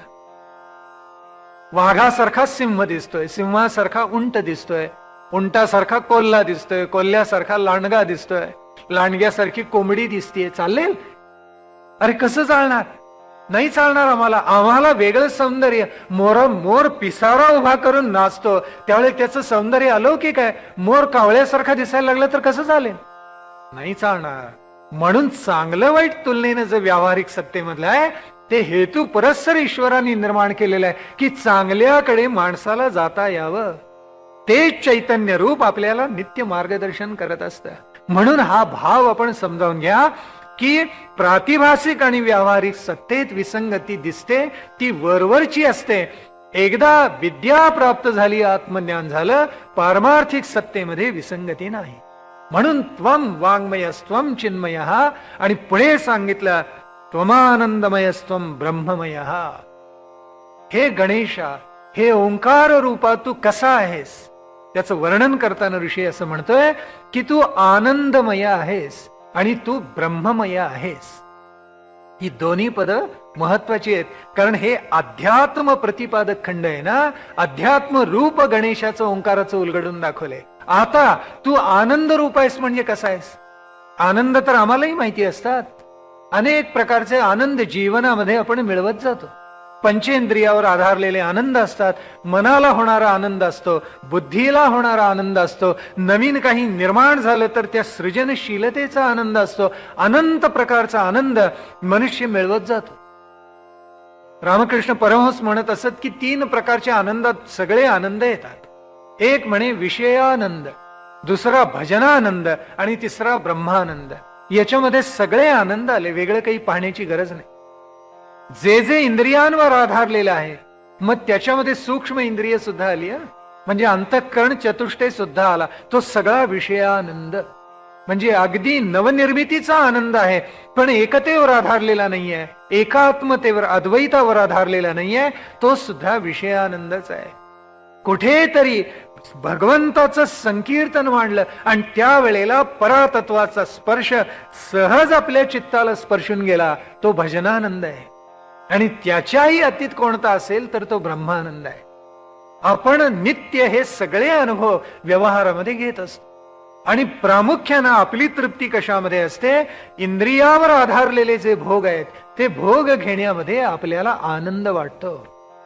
नाथानी जसं म्हटले, त्वचा पाहे मृदूपण, त्वचा पाहे मृदूपण, उदरवांची पूर्ण अन्न, श्रवण मागती गायन, मधुरध्वनी आलापू. किती सुंदर वर्णन केलंय. नाथ म्हणतात की हे सगळं इंद्रिय मागतात तुमच्याकडे. त्वचेला असं वाटतं की मऊ बिछाना असावा, उदराला असं वाटतं की भरपेट जेवण मिळावं आणि चांगल्या चवीचं जेवण असावं, कडवट नसावं, वाईट नसावं, गोड वगैरे चांगलं खायला मिळावं. मग तसं श्रुती म्हणते की चांगला शब्द कानावर पडावा. प्रत्येक इंद्रियाची मागणी असते आणि ती मागणी पूर्ण केल्यानंतर अंतर्यामी आपल्याला आनंद प्राप्त होतो की नाही पहा. असा आनंद म्हणजे काय तो ओंकार रूप आहे? नाही. असा आनंद तो काय गणेश रूप आहे? नाही. का त्याला म्हटले की तू आनंद स्वरूप आहेस, असं का म्हटलेलं आहे? मानवाला इंद्रियांपासून मिळणारा आनंद वेगळा आणि आत्मविद्या प्राप्त झाल्यानंतर गणेशाचं रूप उलगडल्यानंतर होणारा ब्रह्मानंद वेगळा. हे दोन्ही भिन्न आहेत असं लक्षात घ्या. त्याचं कारण असं आहे की इंद्रियाधिष्ठित जो आनंद आहे तो तात्कालिक आहे आणि ओंकाराचं सत्य स्वरूप उलगडल्यानंतर मिळणारा जो आनंद आहे तो कसा आहे? तो चिरंतन आहे, शाश्वत आहे, तो क्षणभंगूर नाही. इंद्रियाधिष्ठित आनंद हा क्षणभंगूर असतो, कारण विषयाचं सेवन केलं, तृप्ती झाली की आनंद संपून गेला. विषयाचं सेवन जोपर्यंत आपण करतो तोपर्यंत आनंद आहे. विषय एकदा उपभोगून संपला, श्रीखंड खाऊन संपलं, तृप्ती झाली की आनंद संपला. खरं आहे की नाही पहा. म्हणून मग आम्हाला असं सांगितलं ऋषीजनांनी की अरे हा तात्पुरता आनंद आहे. हा आनंद मिळवणं हा काही पुरुषार्थ नाहीये. पुरुषार्थ कशामध्ये? याच्या अतीत व्हायचं आणि ब्रह्मानंद काय आहे त्याचं स्वरूप समजावून घ्यायचं आणि त्याच्याकडे झेपावायचं. आपल्याकडे तैत्तिरीय उपनिषद म्हणून अतिशय सुंदर उपनिषद आहे, मला फार आवडतात. कारण त्याच्यामध्ये असं आहे की शिक्षा आपण जी घेतो त्या प्रत्येक स्वराचं महत्व काय सांगितलेलं आहे. आचार्यांनी आपल्याला केलेला उपदेश, सत्यम वद धर्मम चर स्वाध्यायन मा प्रमदितव्यम वगैरे वगैरे, हा सगळा तैत्तिरीय उपनिषदात आलाय. पंचकोश ज्याचं ज्ञान वरुणाने भृगूला दिलं, भृगुवल्लीमध्ये ते तैत्तिरीय उपनिषदामध्ये आलंय. आणि आनंदवल्ली म्हणून पुढे आली, त्याच्यामध्ये खरा आनंद कोणता? जो निरपेक्ष आनंद आहे, ज्याला आपण ब्रह्मानंद म्हणतो, हा ब्रह्मानंद कोणता ते त्याच्यामध्ये उलगडलेला आहे. पंचकोश ओलांडून गेल्यानंतर होणारा जो आनंद आहे तो मोठा विलक्षण आहे. ती कथाही आपल्या सगळ्यांना ज्ञात आहे की वरुण हे पिता आणि भृगु त्यांचे चिरंजीव. त्यांची एक गोष्ट मी सांगितली, ती नाहीये, ही वेगळी आहे. मी अगदी प्रारंभी आपल्याला एक कथा सांगितली, आपल्या लक्षात असेल का? विसरलात? नाही, विसरणार नाही. पुणेरी मनुष्य विसरत नाही, तो छान लक्षात ठेवतो. ही दुसरी कथा आहे. याच्यामध्ये काय? अधिही भगवो ब्रह्मेती म्हणून भृगूंनी दंडवत घातले वरुणाला आणि वरुण म्हणाले तुला मी शिकवतो, कारण तुला तपश्चर्या करावी लागेल. आणि मग त्यांनी सांगितलं की जा तपश्चर्येला बैस. आणि एक एक एक एक कोश उलगडत गेलेला आहे त्या भृगूंना. त्यांनी चिकाटी टाकलेली नाही, कारण पहिल्यांदा त्यांनी सांगितलं जा आणि तपश्चर्येला बैस. तपश्चर्येला बसल्यानंतर ज्याच्यापासून ही सगळी भूतमात्र निर्माण होतात, ज्याच्यामुळे त्यांची धारणा होते, ज्याच्यामध्ये ती मिसळून जातात, यत प्रयंती अभिसंविशंती, मग त्याला काय म्हणे? तद विजिज्ञासस्व तद ब्रह्म इति. वरुणाने असं सांगितलं, उत्पत्ती ज्याच्यापासून आहे, स्थिती ज्याच्यापासून आहे, लय ज्याच्यापासून आहे, म्हणजे उत्पत्ती स्थिती लय ज्याच्यामध्ये सामावलेला आहे, त्याला जाणून घ्यायचं. हे भृगु तू प्रयत्न कर, त्यालाच ब्रह्म, तद ब्रह्मेती, त्याला ब्रह्म असं म्हणतात. तद विजिज्ञासस्व, ते जाणून घे. आणि भृगुनी प्रयत्न असा केलाय, ते जाणून घेतलेला आहे. ज्याच्यापासून ही सगळी भूतमात्र निर्माण होतात, ज्याच्या आधारे जगतात आणि ज्याच्यामध्ये पुन्हा जाऊन मिसळतात, ते कोण आहे ते जाण. आणि मग भृगु निघाले तपश्चर्येला बसले. अशी ती कथा आहे. त्या कथेमध्ये हेच सांगितलेलं आहे आपल्याला, भृगूंनी ज्या वेळेला तपश्चर्या करायला प्रारंभ केला त्यावेळी त्यांच्या असं लक्षात आलं की अरे जे अन्न आपण सेवन करतो त्या अन्नामुळे प्राणी मात्राची धारणा होते, त्याच्यामुळे मानवाला सामर्थ्य मिळतं, त्याच्यामुळे रस निर्माण होतात आपल्या शरीरामध्ये आणि मनुष्य तेजपुंज होतो. त्या अन्नामुळे आपली धारणा होते. उद्या मनुष्य वृद्ध झाला, मेला, वारला आणि पुन्हा तो मातीमध्ये मिसळला, त्या मातीतूनच ते धान्य निर्माण होतं आणि पुन्हा अन्न स्वरूपात त्या मानवाला सेवन करायला मिळतं. म्हणजे वर्तुळ पूर्ण झालं. म्हणून अन्न हेच परब्रह्म असलं पाहिजे. आणि म्हणून अन्नम ब्रह्मेति व्यजानात. आपल्याकडे जेवायला बसल्यानंतर एक खूण सांगितलेली आहे पूर्वजांनी आपल्या, अन्नम ब्रह्म इति व्यजानात. असं म्हणायचं ते साक्षात परब्रह्म आहे असं समजून सेवन करायचं, नासाडी करायची नाही. आपण यथेच्छ जेवावे, उरले ते अन्न वाटावे, परंतु अन्न दवडावे ते वाया घालवावे हा धर्म नव्हे. समर्थांचं वचन आहे. यथाशक्ती आपण सेवन करा, उरलेलं द्यावं दुसऱ्याला, पण अन्नाची नासाडी कधीही करू नये.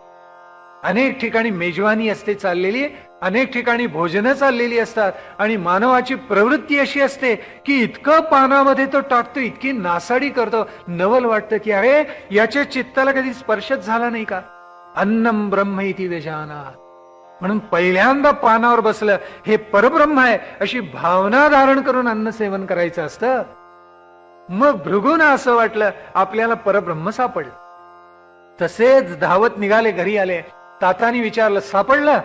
ब्रह्म सापडलं म्हणाले. काय? अन्नम ब्रह्म इति व्यजानात. पाठ थोपटली. शाबास, एक पायरी चढून गेलास, जा परत पुन्हा तपश्चर्येला बैस. भृगू कंटाळले नाहीत की हे काय भलतं तात सांगतायत, म्हणजे काय इतकी वर्ष केलेली तपश्चर्या फुकटच गेली का? नाही. काल सांगितलं ना, संदेह एक विघ्न असतं मोठं तपश्चर्येमधलं, साधकाच्या उपासनेमधलं. ते आणू द्यायचं नसतं. संदेह विरहित ज्ञान मिळवायचे. संदेह नाही.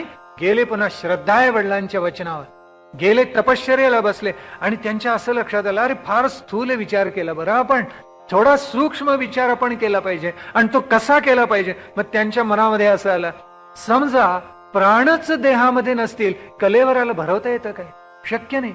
त्या अन्नाचं सेवन कोण करणार? मग प्राण, पंचप्राण शरीरामध्ये असल्याशिवाय व्यान उदान समान अपान जे कोणी असतील ते पंचप्राणांमुळे सगळ्या देहाची प्रक्रिया चालते ना. मग अन्नापेक्षा प्राणतत्व अधिक सूक्ष्म आहे. आता म्हणाले बरोबर सापडलं.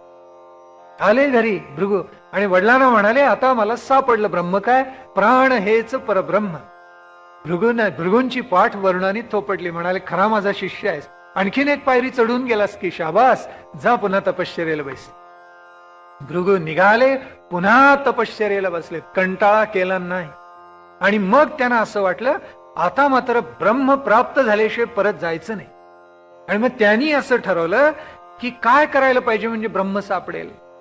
देह, अन्न, प्राण फार स्थूल पातळी झाल्या. हा, मन हे त्याच्यापेक्षा अधिक सूक्ष्म आहे. स्थूलाकडून जसं सूक्ष्माकडे झेपावत जाऊ तसं अद्वैताकडे जाऊ, तसं ओंकाराकडे जाऊ, तसं गणेशाकडे जाऊ. मग भावना मनामध्ये अशी आली, अरे हे लक्षात घेतलं पाहिजे आपल्याला. काय लक्षात घेतलं पाहिजे? की मन हे अधिक सूक्ष्म आहे, तेव्हा मन हेच परब्रह्म असलं पाहिजे. सापडलं म्हणाले. आता या खेपेल थोडे सावधपणे आले, घरी नाचत नाही आले. आणि परत आल्यानंतर वडिलांनी विचारलं सापडलं ब्रह्म? हो, मन हे परब्रह्म. शाबास म्हणाले, काय चांगला विद्यार्थी आहेस रे. तिसरी पायरी चढून गेलास की जा पुन्हा तपश्चर्येला बैस. कंटाळा केला नाहीये भृगुनी. वैशिष्ट्यपूर्ण आहे. आमच्या विद्यार्थ्यांसाठी कथा ही आदर्श डोळ्यापुढे ठेवून त्यांनी अभ्यास करावा.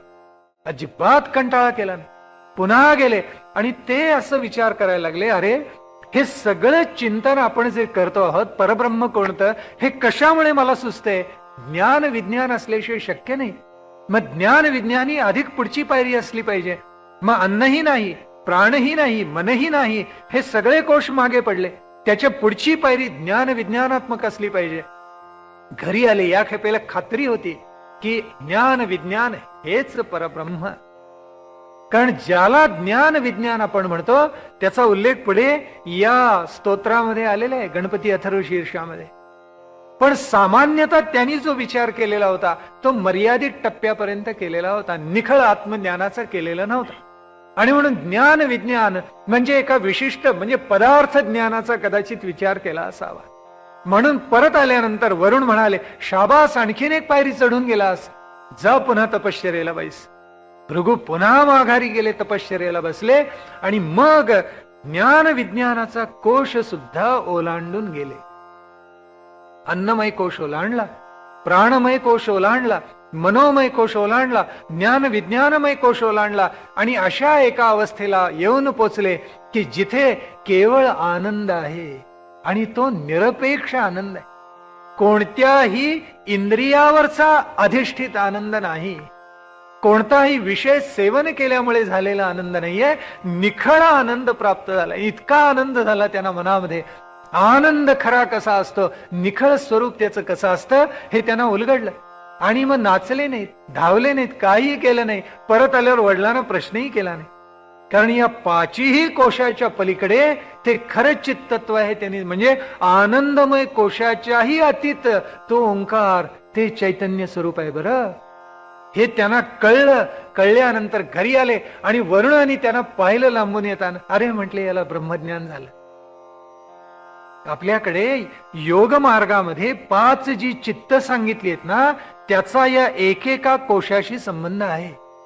आपल्याकडे मूढ चित्त सांगितलेलं आहे, आपल्याकडे क्षिप्त चित्त सांगितले, आपल्याकडे विक्षिप्त चित्त सांगितले, आपल्याकडे एकाग्र चित्त सांगितले आणि आपल्याकडे निरुद्ध चित्त सांगितलेलं आहे. या 5 चित्तांचा संबंध या 5 कोशांशी आहे. अन्नमय याचा संबंध कशाशी, तर मूढ चित्ताशी आहे. मूढ चित्त हे याला भक्ती नको असते, त्याला ज्ञान नको असतं, त्याला साधन नको असतं, त्याला उपासना नको असते, त्याला परब्रह्माचं स्वरूप जाणून घ्यावं अशी इच्छाही कधी होत नाही. त्याला मूढ चित्त म्हणायचं. ते खातं, झोपतं, झोपून जागा झाल्यावर पुन्हा खातं, पुन्हा झोपतं. याच्या पलीकडे मूढ चित्ताच्या हातून काही घडत नाही. पण केवळ खावं आणि झोपावं याच्यामध्ये सगळा आनंद नाही आणि सुख मिळतच असं नाही. याचा चटका त्याला आयुष्यामध्ये केव्हा तरी जरूर बसतो. आणि तो चटका बसला, आध्यात्मिक, अधिभौतिक, अधिदैविक कोणत्या तरी तापाचा चटका बसला की ते खडबडून जाग होतं मूढ चित्त. त्याला म्हणायचं क्षिप्त चित्त.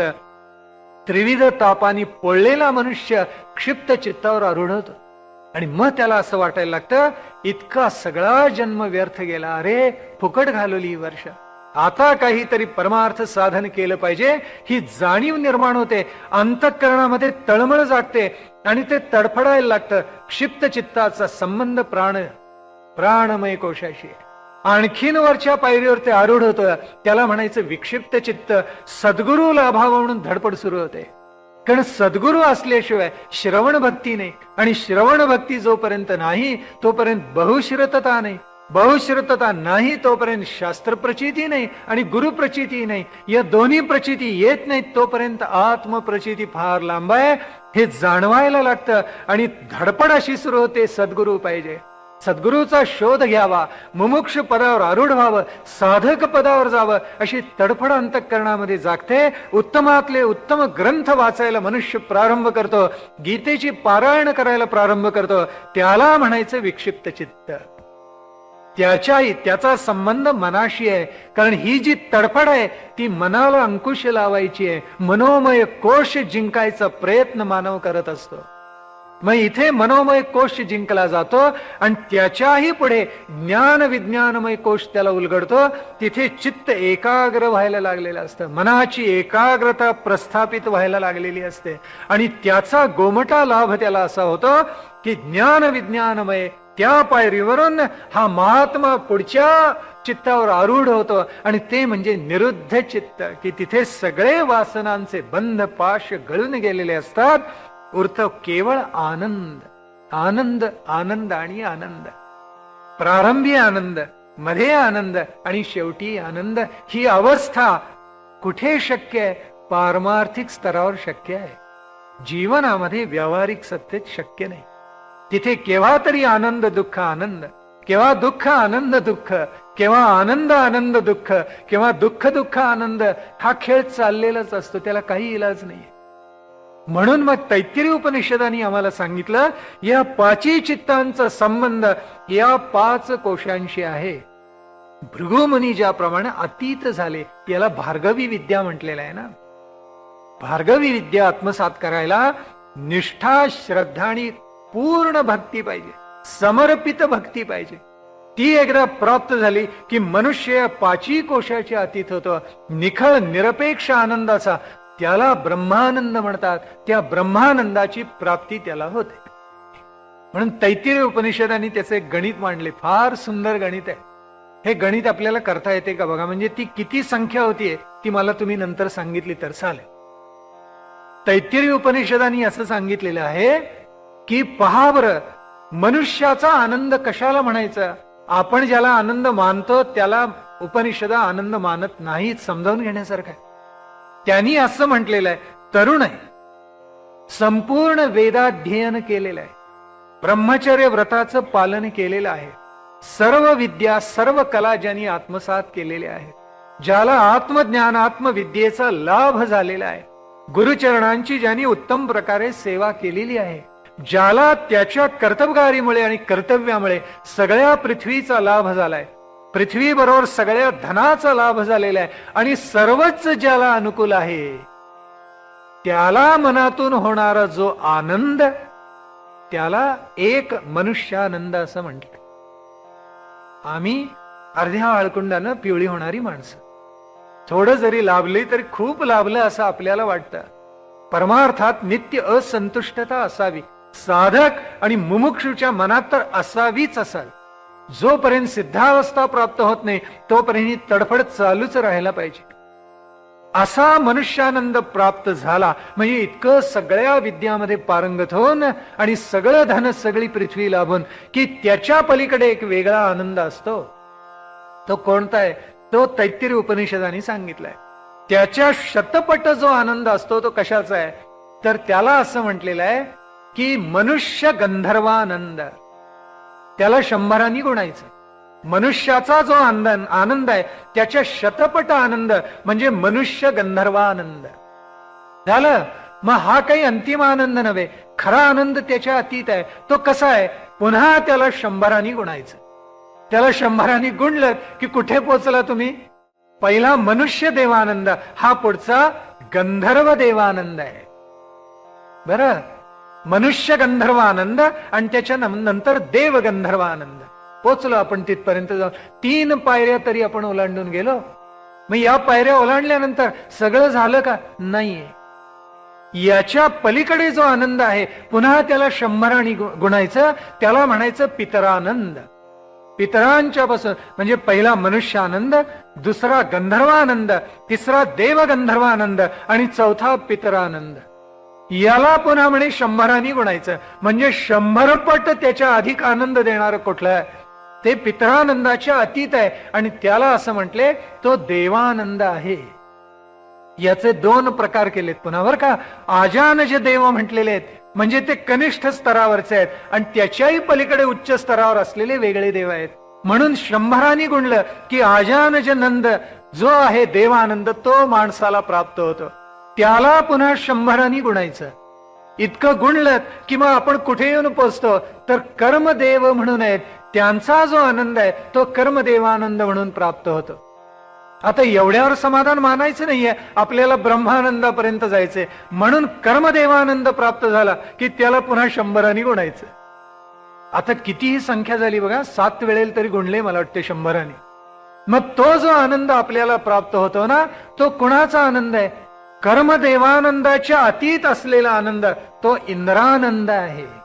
तो इंद्राचा आनंद आहे. त्याला पुन्हा म्हणे 100 गुणायचं. त्याला म्हणायचं बृहस्पतीचा आनंद. त्याला पुन्हा 100 गुणायचं की प्राप्त होतो तो प्रजापतीचा आनंद. आणि त्याला पुन्हा 100 गुणायचं की जो प्राप्त होतो त्याला म्हणायचं ब्रह्मानंद. हुष्य. आता या सगळ्या पायऱ्यावरून चढत जायचं असेल आणि हा ब्रह्मानंद प्राप्त करायचा असेल, किती जन्मांतरीची तपश्चर्या पाहिजे याचं जरा गणित आपल्या मनाशी बांध. 10-15 वेळेला 100 गुणतच गेले, तितकी पट करत गेलेलं आहे. अब्जावधी अशी संख्या निघेल त्याच्यामध्ये, खर्व निखर्व सुद्धा निघेल. पण गुणत गुणत अतीत होत गेलोय, म्हणजे एकेका पायरीच्या अतीत होत जाणं. म्हणून तू आनंद स्वरूप आहेस म्हटलेलं आहे ना. तो आनंद स्वरूप, तो ब्रह्मानंद स्वरूप गणेशाचं कसं आहे, हा भावार्थ त्याच्यामध्ये दडले. केवढा आशय त्या एका पदामध्ये, किमान एवढा आशय दडलेला आहे. त्या आनंदाला जर आपल्याला प्राप्त करून घ्यायचं असेल, ब्रह्मानंदाला, एवढा टप्पा ओलांडून जायला पाहिजे. पुढे काय सांगितलं, जसा तू आनंद स्वरूप आहेस तसं ब्रह्मस्वरूप तर आहेच आहेस. ब्रह्माचं स्वरूप कसं असतं आपण पाहिलं. ज्ञानेश्वर महाराज म्हणाले, जे कार्य ना कारण, ते कार्यही नाहीये आणि कारणही नाहीये. आपण समजायचं आपल्या भूमिकेसाठी की तेच उपादान आहे, तेच निमित्त आहे, एवढंच समजायचं. ज्ञानोबा म्हणतात ते त्याच्याही पलीकडे. आता किती कठीण झालं बघा. विषय समजावून घेण्यासाठी आपण दोन कारण शोधली फक्त, की तेच निमित्त कारण आणि तेच उपादान कारण. इथे ज्ञानोबा तर म्हणतात ब्रह्माचं खरं स्वरूप तुम्हाला उलगडून घ्यायचंय का, मग काढा 13वा अध्याय, काढा 15वा अध्याय ज्ञानेश्वरीचा. म्हणजे काय गहनता त्याच्यामध्ये आहे. मन, बुद्धी, चित्त, अहंकार. अहंकार तर केव्हाच निघून जातो, पण बुद्धी आणि मन थक्क होऊन जात. की जे कार्य ना कारण, तुम्ही ज्याला उपादान निमित्त म्हणता तेही नाही, त्याच्या पलीकडे आहे. ते जिथे एक वाटतं, एकत्वाचा, अद्वैताचा भाव आहे ना, त्या अद्वैताचा स्पर्श होणं ते ब्रह्माचं खरं स्वरूप आहे. मग ते पर आणि अपर ब्रह्म आहे, तेही आपण पाहिलं. जे शुद्ध ते अपर ब्रह्म आणि विराट स्वरूपामध्ये प्रगट झालेलं ते अपर ब्रह्म. मग त्याला तुम्ही सगुण म्हणा, सगुण ईश्वर म्हणा, काहीही नाव द्या, पण ते तसं प्रगट होऊ शकतं. त्याच्यापर्यंत जायला किती पायऱ्या चढून जायला पाहिजेत. त्वमानंदमयस्त्वं ब्रह्ममय, त्वं सच्चिदानंदाद्वितीयोसी. तू अद्वितीय असा, ज्याची तुलना दुसऱ्या कशाशीही करता येणार नाही, असा अद्वितीय सच्चिदानंद रूप आहेस. हे गणेशा, हे ओंकारात तुझं स्वरूप असं आहे. सत, चित आणि आनंद अशी 3 पदं आली. मग आपल्याकडे विवेक सिंधू नावाचा ग्रंथ झाला, यथार्थ दीपिका झाली, भावार्थ दीपिका झाली. संतांनी रूप उलगडून दाखवली. सर्व आचार्यांनी भाष्य केलेली आहेत. ब्रह्मसूत्रावर केलेत, गीतेवर केलेली आहेत, उपनिषदांवर भाष्य केलेली आहेत. म्हणून ते आचार्य पदाला प्राप्त झालेले आहेत. त्यांनी हे रूप उलगडून दाखवताना सच्चित आनंद ही 3ही पदही चैतन्य रूप आहे ते दाखवून दिले. कुठे कुठे थोडा फरक आहे बरं का. सच्चित म्हणजे शाश्वत पद म्हणे. सताचं पद कसं तर शाश्वत स्वरूप. चिताचं स्वरूप कसं, चित स्वरूप कसं तर ते म्हणे मायेचं स्वरूप. आणि आनंद स्वरूप ते ईश्वराचं स्वरूप. 3ही पद आहेत ना, कारण माया शबल ब्रह्म ईश्वर दिसायला लागतो आपल्याला. मायामध्ये ज्या वेळेला ब्रह्माचं प्रतिबिंब पडतं त्यावेळेला त्याला म्हणायचं सगुण ब्रह्म, तो ईश्वर झाला. आणि ब्रह्माचं प्रतिबिंब ज्या वेळेला अविद्येमध्ये पडतं त्यावेळेला तो जीव झाला. मग इथे काय म्हटलं, सत म्हणजे शाश्वत, म्हणजे चैतन्य रूप साक्षात ब्रह्म, परब्रह्म. चित म्हणजे प्रत्यक्ष माया, जी जी सत्सद विलक्षण आहे म्हणून स्वतः आदिशंकराचार्यांनी जिचं वर्णन केलेलं आहे, ती सतीही नाही, ती असतही नाही, ती काहीच नाही. पण काहीच नाही तरी तिचा प्रभाव मात्र व्यावहारिक सत्तेत आपल्याला पाहायला मिळतो. अशी सत्सद विलक्षण अशी ती माया आहे असं शंकराचार्य म्हणतात. चित स्वरूप म्हणजे त्या मायेचं रूप. आणि आनंद रूप जर कोण असेल, करता करविता सगळा जो ईश्वर आहे तो प्रत्यक्ष ईश्वर म्हणजे आनंद रूप आहे. मग याचं ना तर सच्चित आनंदाचं सत्य शिव सुंदराशी आहे की नाही पहा, आहे. हे जे सच्चित आनंद रूप आहे ना, ते 3ही अवस्थेमध्ये एका दृष्टीने चैतन्य रूपच आहे, शाश्वत ब्रह्मच आहे. मग 3 विभागामध्ये असं विभागलं का गेलं त्याचं स्पष्टीकरण नाथांनी दिले. मग ते सच्चित आनंद असो, सत्य शिव सुंदर असो, किंवा अकार उकार मकार असो, काहीही घ्या तुम्ही. ते का म्हणे, त्यांनी असं म्हटले की मुळी ब्रह्म ओंकार, मुळी ब्रह्म ओंकार. आणि तो कसा आहे, मुख्य, मुळी मुख्य ब्रह्म ओंकार. तो एकची झाला त्रिप्रकार. 3 प्रकार झाले म्हणे त्याचे. तो एकची झाला त्रिप्रकार. कोणते, अकार उकार मकार, सत्वादी प्रकार गुणत्रयातीत. सत्वादी 3 पुन्हा सत्व रजतम आहेतच, मुळी ते एकच, म्हणजे मुळामध्ये अधिष्ठान असलेलं ओंकार स्वरूप एकच आहे. त्याचे 3 प्रकार झाले. ते आकार उकार मकार, म्हणजे सत्व रज तम, किंवा उत्पत्ती स्थिती लय, किंवा जागृती स्वप्न सुषुप्ती, या रूपामध्ये प्रगट झाले. खरा ओंकार चिन्ह मात्रेचा त्याच्या अतीत आहे. त्यातून तो प्रगट झाला. मूळ स्थानापासून त्यांनी निर्माण काही करून दाखवलं, त्याच्याकडेच पुन्हा जायचे ना. ओम पूर्णमदः पूर्णमिदं पूर्णात पूर्णमुदच्यते पूर्णस्य पूर्णमादाय पूर्णमेवावशिष्यते. अशी कृतार्थता, असा अद्वैतानुभव घ्यायचा आहे. म्हणून जिथून ढळला तिथून पुन्हा तिकडे परत जायचंय. ते चित स्वरूप जाणून घ्यायचंय. आणि म्हणून तू सच्चिदानंद स्वरूप आहेस. सच्चिदानंद पदवी ही माणसांनी मिळवावी असं संतांनी आणि आचार्यांनी सांगितले. म्हणजे काय, आपण त्या अद्वैताचा, चैतन्य रूपाचा साक्षात अनुभव घ्यायचा, एवढा त्याचा अर्थ आहे. आणि त्याच्याही पुढे जाऊन काय सांगितलं, तू कसा आहेस, त्वम ज्ञान विज्ञानमयोसी. तू ज्ञान स्वरूप आहेस आणि विज्ञान स्वरूप सुद्धा आहेस. याच्यावर इतकं उदंड लेखन झाले म्हणून सांगू, किंबहुना सगळे ग्रंथ ज्ञान विज्ञानावरचेच आहेत असं समजायला हरकत नाही. विज्ञान कशाला म्हणायचं, पदार्थाचं ज्ञान ते विज्ञान. आणि ज्ञान कशाला म्हणायचं, स्वरूपाचं ज्ञान ते आत्मज्ञान. मग जिथे चैतन्याची खूण आपल्याला कळते ते खरं निखळ शुद्ध ज्ञान. आणि विज्ञान म्हणजे काय, तपशिलाचं ज्ञान. विनोबा असं नेहमी म्हणत असत, एकत्वाचं अद्वैताचं ज्ञान ते आत्मज्ञान, आणि त्याचा तपशील उलगडून दाखवणार ते सगळं विज्ञान. नाथानी आणि विनोबानी विज्ञानाची काही वेगळी व्याख्या केली, थोडीशी वेगळी आहे. मुरलेलं ज्ञान ते विज्ञान म्हणे. बर का, काय सुंदर व्याख्या आहे. मुरलेलं ज्ञान ते म्हणजे तपशील दाखवणारं आपल्याला जेवढं म्हणून ज्ञान आहे ते विज्ञान आहे.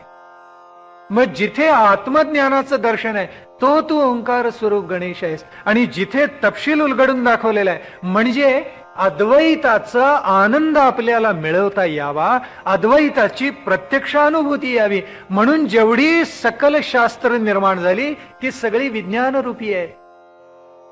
ज्ञानेश्वर महाराज म्हणाले ना की जाणीव जेथ न रिघे, विचार मागुता पाऊल, त्यांनी मागचंच पाऊल टाकलेलं आहे. जिथे जाणीव गेली, जिथे तर्क हरवला, जिथे विचार, त्यांनी मागचं पाऊल हळूच मागे काढून घेतलं, ते नाव त्याला ज्ञान म्हणायचं. ज्ञानेश्वरांनी अप्रतिम व्याख्या केली. कारण जे आत्मज्ञान आहे ते तर्काने प्राप्त होत नाही, आपल्या सामान्य दैनंदिन विचारांनी प्राप्त होत नाही. जाणीव नेणीव सगळी तिथे मुरून हरवूनच जावी लागते. तिथे ज्ञानाचं पद पुढे पडतं आणि ज्ञान आपल्या प्रत्ययाला येतं. म्हणून जर या गजाननाला आपल्याला प्राप्त करून घ्यायचं असेल, त्याचं रूप आपल्याला समजावून घ्यायचं असेल, तर ज्ञान विज्ञान रूप आहे. म्हणजे पर आणि अपर ब्रह्म आहे. तेच वेगळ्या शब्दात सांगितलं. एक अव्यक्त आहे आणि दुसरं व्यक्त आहे. ज्ञान हे अव्यक्त आहे आणि जे विज्ञान आहे ते व्यक्त झालेलं आहे, व्यक्त स्वरूपामध्ये. पण ते अव्यक्तातूनच व्यक्त निर्माण झालेलं आहे, याचं भान कधीही सोडायचं नाही. मग जेवढी आपल्याला सृष्टी दिसते ती सगळी तशीच. हे जर ज्ञान मिळवायचं असेल तर आपल्याला सद्गुरूला शरण जायला पाहिजे. तद्विद्धी प्रणिपातेन परिप्रश्नेन सेवया उपदेक्षन्ति ते ज्ञानम. कसं, ज्ञानिनस्तत्वदर्शिनः. गीतेने सांगितलं, आपल्याला माहितीये. गीतेने हे का सांगितलं, तद्विद्धी प्रणिपातेन परिप्रश्नेन सेवया. काय करा, तुमचा सगळा भाव त्या प्रणिपातामध्ये अर्पण करा. अनन्य भावानं सद्गुरूला शरण जा आणि म्हणा, आधी हो भगवो ब्रह्मेती, मला परब्रह्माचं रूप उलगडून दाखवा. त्यावेळेला ते प्रसन्न होतील आणि मग संवाद रूपानं ते ज्ञान ग्रहण करा. आपली सगळी उपनिषद ही संवाद करणारी आहेत. आणि म्हणून संवाद करणारी असल्यामुळे गुरुला संदेह प्रगट करून प्रश्न विचारलेले आहेत, आशंका प्रगट करून प्रश्न विचारलेले, कुशंका किंवा शंका नाहीये. म्हणून मग जायचं कसं, कोणत्याही मार्गाने जा, पण वाटेत येणारे अडथळे ओलांडून पलीकडे जा. ज्ञानिनस्तत्वदर्शिनः ते उपदेक्षन्ति ते ज्ञानम. ते तुम्हाला ज्ञान उलगडून दाखवतील, ज्ञानाचं बीजारोपण तुमच्या चित्तामध्ये बुद्धीमध्ये करतील. पण वाटेतले सगळे अडथळे मात्र पार करा रे बाबानो. कोणताही मार्ग असो, मग कर्मयोग अवघड, ज्ञानयोग अवघड, या कलियुगामध्ये भक्तियोग सोपा, असं सगळ्या संतांनी म्हटले. रामकृष्ण परमहंस तेच म्हणत असत. मी योग मार्ग तर भयंकर अवघड. स्वामी दयानंदांचं एक सुंदर गोष्ट सांगतात. स्वामी दयानंद म्हणे ऋषिकेशला गेलेले होते आणि ऋषिकेशला त्यांच्या कालखंडामध्ये अनेक सिद्ध पुरुष तिथे वास्तव्य करून असत. आजही असं म्हणतात हिमालयाच्या परिसरामध्ये अनेक सिद्ध पुरुष राहिलेले आहेत. स्वामी दयानंद गेले, अनेकांचं दर्शन घेतलं. ज्यांना सिद्धी प्राप्त झाल्या आहेत अशा अतिशय विद्वान लोकांचं दर्शन झालं. ज्यांची तपश्चर्या सुफलित झाली आहे अशा योग्यांचं दर्शन झालं. आणि त्यावेळेला म्हणे गंगेच्या काठावर एक तपस्वी त्यांना पाहायला मिळाले, अतिशय तेजपुंज, आणि त्यांच्याबरोबर संवाद झाला स्वामी दयानंदांचा.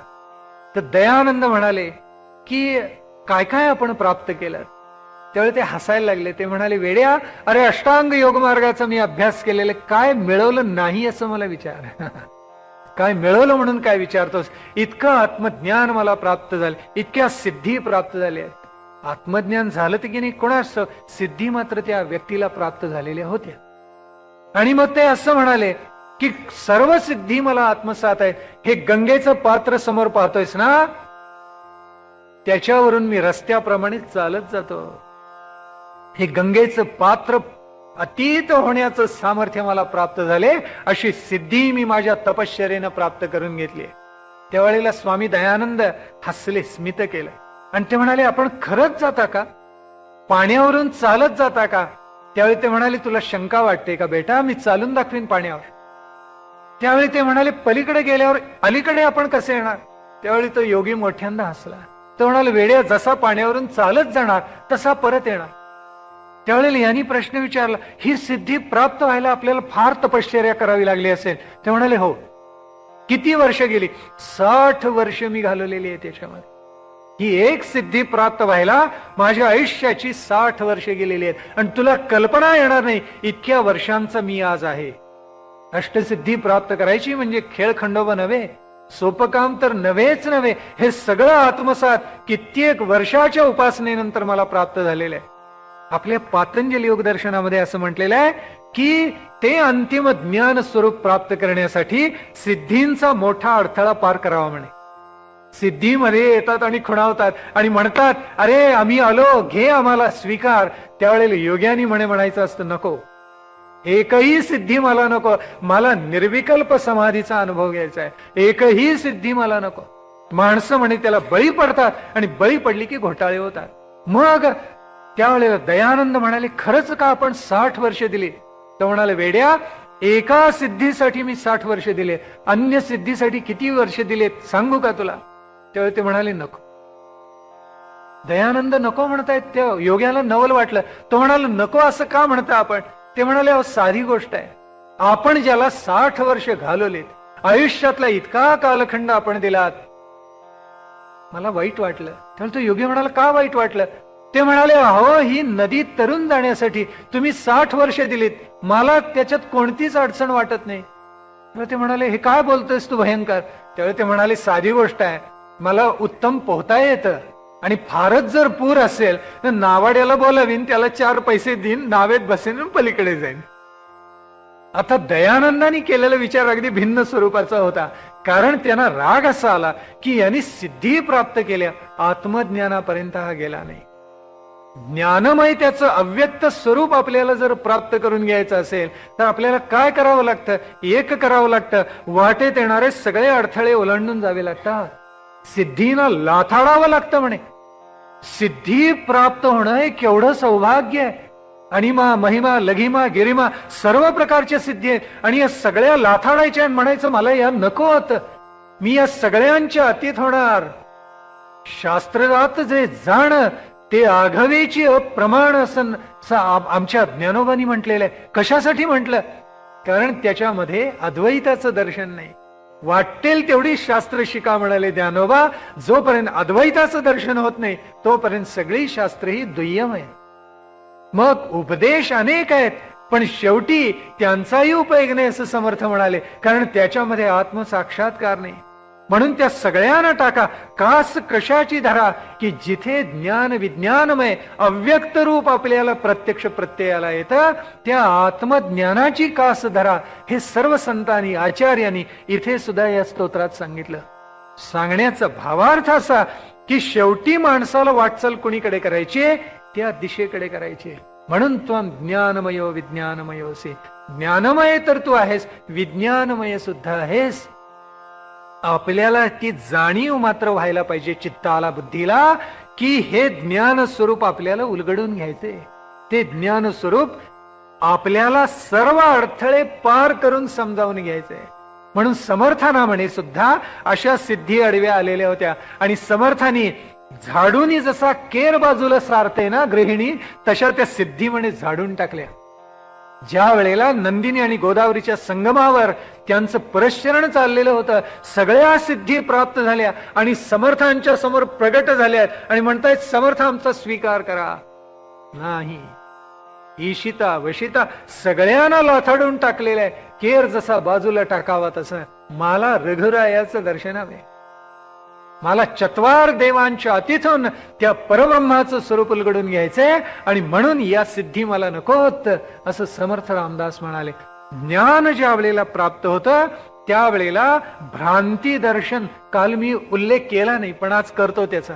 मी म्हटलं ना 7 ज्या आपल्याला येणारे अंतराय आहेत किंवा विघ्न आहेत त्याच्या पलीकडे एक विघ्न फार महत्वाचं आहे की जे अनेक सिद्धीला प्राप्त होणारे जे तपश्चर्या करणारे साधक उपासक आहेत ते ढळतातच तिथे आणि त्याचं नाव आहे भ्रांती दर्शन. हे भ्रांती दर्शन महाभयानक असतं. ते साधकाला उपासकाला सिद्धावस्थेकडे नेत असताना हमखास अंतराय निर्माण करतं, ढळतं. काय करतं की त्याला असं वाटतं की अरे आपल्याला जे मिळवायचं होतं ते इथे मिळालं आणि ती भ्रांती झाली की मग द्वैतामध्येच तो मनुष्य राहतो. अद्वैताची प्राप्ती त्याला कधीही होत नाही.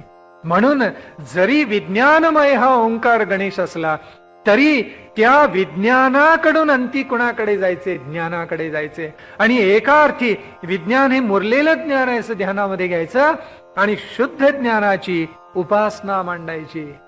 काय आत्म पहावे आपणासी आपण या नाव आत्मज्ञान ना, मग तसं आत्मज्ञान स्वीकारावं.